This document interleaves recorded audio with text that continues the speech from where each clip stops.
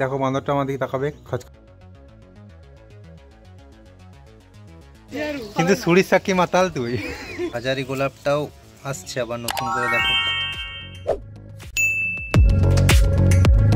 এই সকালে ঘুম থেকে উঠলাম, ডেলিভারি বয়ের কল এসেছিল, অর্ডার এসছে, মানে দাদার ওষুধ অর্ডার করেছিলাম সেটা এসছে।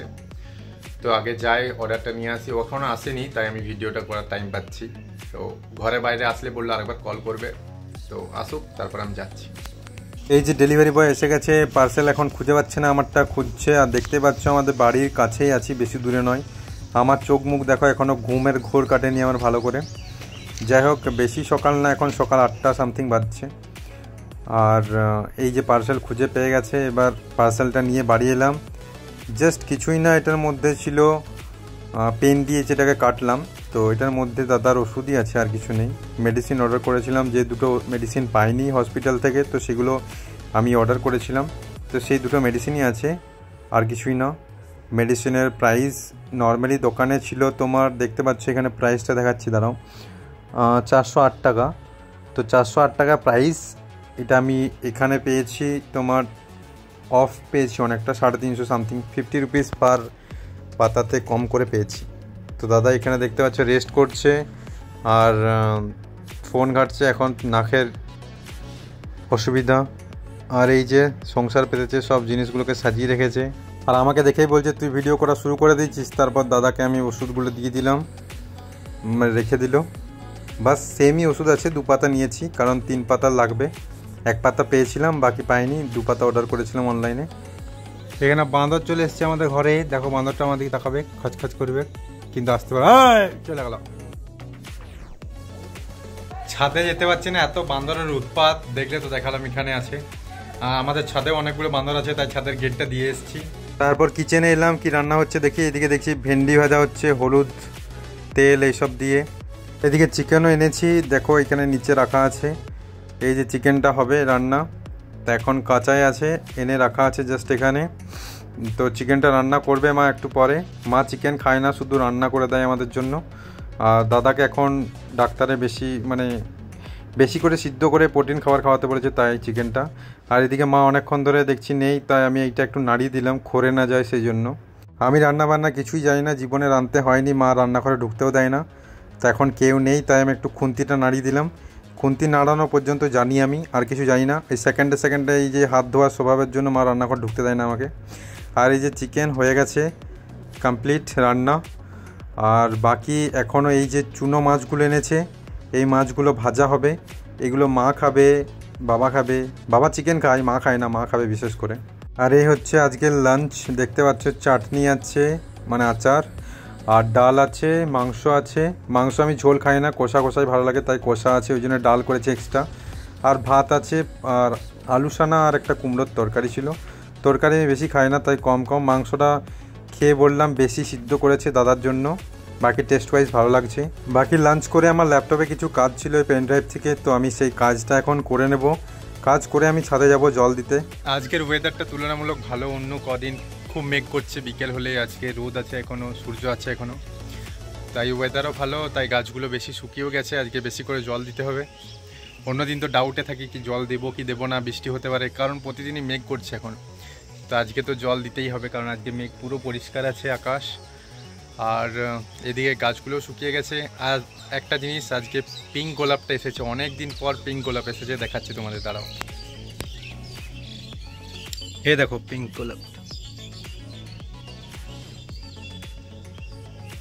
অনেক দিন পর এটা এসেছে পিঙ্ক গোলাপটা। আর এই গোলাপগুলো যে শুকিয়ে যাচ্ছে, কেন শুকাচ্ছে বুঝতে পারছি না। বাকি এখানে দুটো, এই ফুলগুলো ভালো লাগছে দেখতে, মা তুলে নিয়েছে ফুলটা। একটা হাজারি গোলাপটা আছে এখানে, হাজারি গোলাপটাও আসছে আবার নতুন করে, দেখো খুব সুন্দর লাগছে দেখতে। তাছাড়া এদিকে মানি প্ল্যান্টটা, তো গাছটার পাতাগুলো কেমন হলুদ হলুদ হয়ে গেল, সবুজ ছিল খুব সুন্দর। আর এই গাছেও ফুল এসছে খুব সুন্দর। আর আমার তো এইগুলো খুব ভালো লাগে গাছগুলো। এই ফুল গাছের নাম কে কে জানো কমেন্ট করে জানাও, দেখি তোমাদের কত নলেজ। আর আজকে সাদা, মা বললো সাদা জবাটাও ফুটেছে, কিন্তু ওটা আজকে মা তুলে নিয়েছে, পুজোতে দিয়েছে মেবি, সেই জন্য। বাকি গাছগুলো শুকিয়ে গেছে দেখতে পাচ্ছ। তো আমি একটু জলটা ফটাফট দিয়ে দিই গাছে। সেদিকে জলটা ভরা হোক। আর দেখো মেঘটা, বললাম না আজকে সূর্যদেবও আছে এখনো। আজকের ওয়েদার ভালো, পরিষ্কার আছে, পুরো এরিয়াটা দেখো পরিষ্কার আছে, মেঘ নেই একটুও, পুরো পরিষ্কার চারিদিক। এদিকে বালতি অলমোস্ট ভর্তি হয়ে গেল।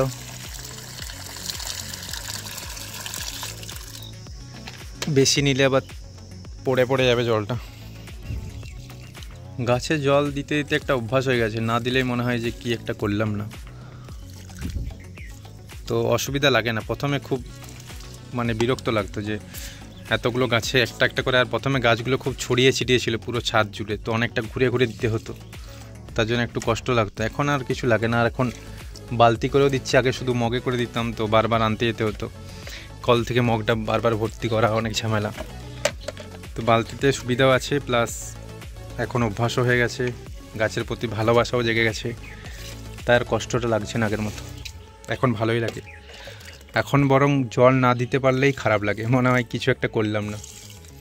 তাই বিকেল হলেই তাড়াতাড়ি করে চলে আসি জল দিতে, এটা আমার ডেলি রুটিন। তো সব গাছে ভালোভাবে বেশি করে জল দিয়ে দিয়েছি, কারণ এখন প্রচণ্ড রোদ, এই রোদের মধ্যে গাছগুলো শুকিয়ে যাচ্ছে পুরো, তো জল দেওয়া হয়ে গেছে।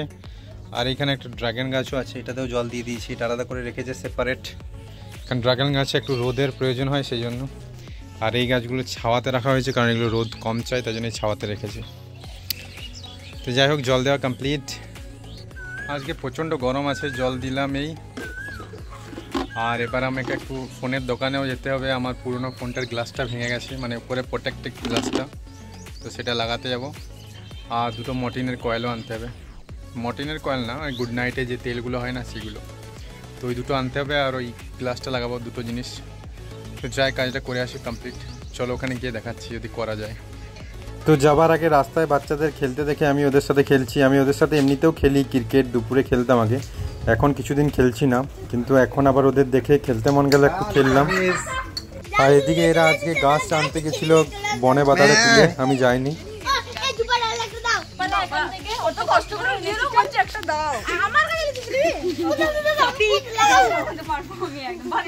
মন্দিরে কান থেকে ফোনটা ছাড়, আমরাও বিয়া করবো রে, তুই একা করবি নি, তুই সাদের বিয়া করবি নাকি? ডাল পাড়তে যে মশাই কামড়ে দিয়েছে, এতগুলো গাছ লাগাবে কোথায়, জায়গা কই? এতগুলো টব নাই তো। মনি তুই কেমন লাগলো গাছে পেড়ে? তুই কোথায় গেলি?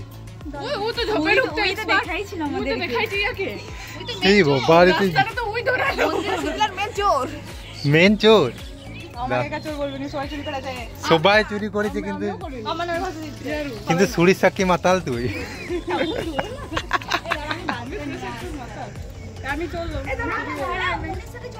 মনির সাথে যাবি, কাজ যাবি কেন? সাথী তখন তুই সাথে ঘর যাবে নি? আজকে লাস্ট, সাথী কালকে বিদায় নিবে, তার জন্য আজকে লাস্ট এসছে, সেলফি তুলছে সবাই। বাবা কি কি গাছ আনিস সবগুলো জোবাই আনলি যে রে?